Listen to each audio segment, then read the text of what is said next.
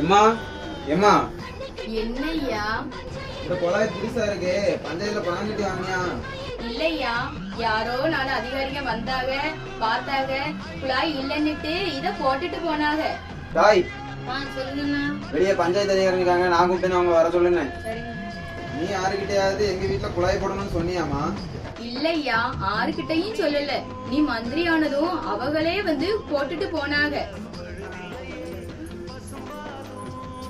ஐயா வணக்கம், கூப்பிட்டீங்களா? இந்த குழாய் போட்டுருக்கேன் உங்க ஏற்பாடான்னு? அம்மா தெருக்குழாயில தண்ணி பிடிச்சிருந்தாங்கய்யா, அதான். எங்க அம்மா மட்டுமா?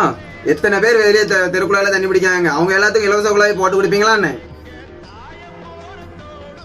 முதலமைச்சர் வீட்டுல இலவச குழாய் எடுத்ததை பார்த்தா அதை பார்த்து சட்டமன்ற தலைவர் எடுப்பான், அவனை பார்த்து பஞ்சாயத்து தலைவர் எடுப்பான். இப்படி எல்லாரும் செஞ்சா நாட்டு சொத்தெல்லாம் கொல்ல போவாதான்னு? நீங்க என்ன செய்வீங்களோ எது செய்வீங்களோ எனக்கு தெரியாது. என்ன 5 நிமிஷத்துல அந்த குழாயை உடச்சி எடுத்துட்டு போறீங்கன்னு. சரிங்கய்யா. இந்த குழாயினால இவ்வளவு வரும்னு தெரியாதையா, தெரிஞ்சா போட விட்டுருப்பேனா? சாப்பிட்டுட்டு போயா. இந்த பதிவு காமராசர் அவர்களின் நேர்மைக்கு சிறந்த சான்றாகும்.